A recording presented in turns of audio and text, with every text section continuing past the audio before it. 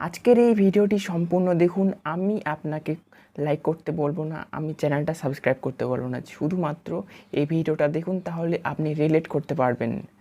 এই দিনটা সবারই এসেছে। আমরা যখন একটি মোবাইল কিনতে যাই তখন একটা ভয় কাজ করে যে কোন ফোনটা কিনবো, এই ফোনটা কিনবো না এই ফোনটা কিনবো।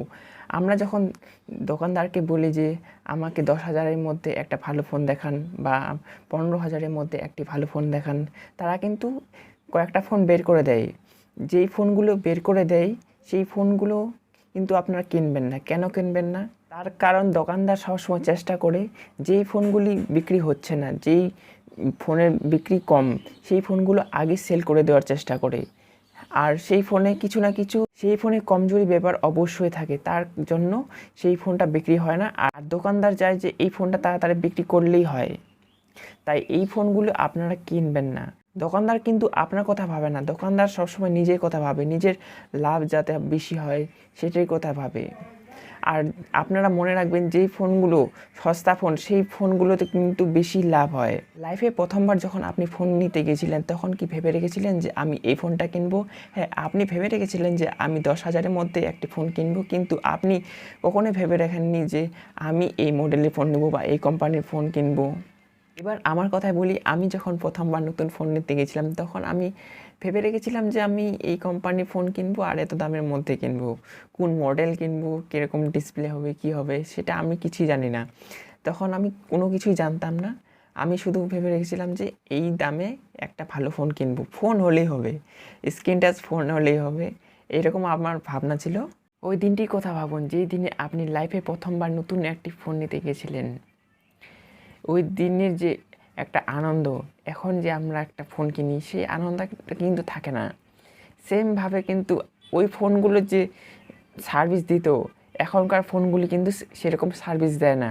ওই ফোনগুলো 5 বছর, 6 বছর, 7 বছর পর্যন্ত গেছে।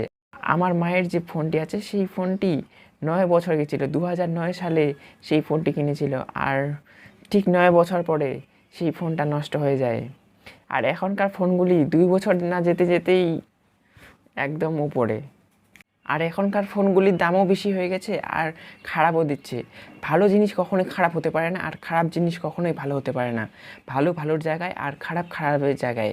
এটি কোম্পানি কেন করে আপনি কি জানেন? আমি বলছি কেন করে। কারণ 2 বছর অন্তর অন্তর যদি আপনার ফোনটি নষ্ট হতে থাকে তো আপনি তো আবার একটা ফোন কিনবেন, আবার একটা ফোন কিনতেই থাকবেন, তার জন্য তারা করে। আর এবার যদি আপনি একটা ফোন 7 বছর 8 বছর ধরে ইউজ করেন তাহলে তাদের কি প্রফিট হবে, লাভ হবে? তাদের লাভ হবে না, বিক্রি হবে না। তার জন্য তারা খারাপ দেয় যেন 2 বছর চলে, তারপর যেন মোবাইলটা একদম চলে যায় উপরে। এই জন্যই এইসব করে থাকে। তাই আমি বলি আপনি সবসময় মিড রেঞ্জে ফোন নেওয়ার চেষ্টা করবেন। খুব কম দামি ফোনগুলো আপনার কিনবেন না, কারণ সেই ফোনে অনেক ল্যাগ পাবেন, হ্যাং করবে। কারণ এখনকার সফটওয়্যার যে অ্যাপসগুলো হয় সব কিছুই হাই লেভেলের, তার জন্য সেই ফোনগুলো বেশি দিন কিন্তু চলবে না। আর একটি কথা বলি, আপনি যখন কোনো একটি ফোন কিনবেন, মানে আগামী দিনে তো আবার ফোন কিনতে হবে, তো অবশ্যই আপনি চেষ্টা করবেন আগে রিসার্চ করার যে এই ফোনটি কি সত্যি ভালো হবে, আমার জন্য কোন ফোনটা বেস্ট হবে, ক্যামেরা কেমন, ডিসপ্লে কেমন, তারপরে প্রসেসর কেমন, অবশ্যই এগুলি আগে জানতে হবে। আমরা এইসব আপডেট দিয়ে থাকি এই চ্যানেলে। তো যদি আপনার মনে হয় যে আমার জানার ইচ্ছা বা আমাকে ভালো লাগে এসব জানতে, তো অবশ্যই আমার পাশে থাকতে পারেন। ফোনটি কেনার আগে অবশ্যই 10 বার ভাববেন যে এই ফোনটা কিনবো কি কিনবো না, তবেই ফোন কিনবেন। কোম্পানি কিন্তু আপনার কথা ভাবে না যে আমি এই কোম্পানি ভালোবাসি, ওই কোম্পানি আমাকে ভালো লাগে না। এটা কিন্তু করা যাবে না, কারণ কোন সময় কোন কোম্পানি ভালো দিবে আমরাও জানি না। দিন যাচ্ছে, বদলে যাচ্ছে, সমস্ত কিছু বদলে যাচ্ছে।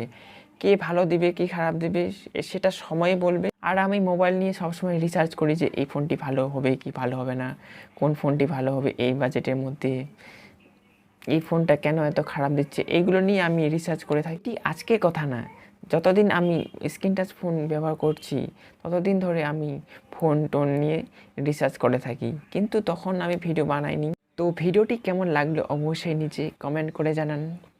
ভিডিওটা লাইক করবেন কি করবেন না, চ্যানেলটা সাবস্ক্রাইব করবেন কি করবেন না, পুরোটাই আপনার ব্যাপার। আমি কাউকে জোর জবরদস্তি করছি না। তো ভালো থাকবেন, সুস্থ থাকবেন, টাটা।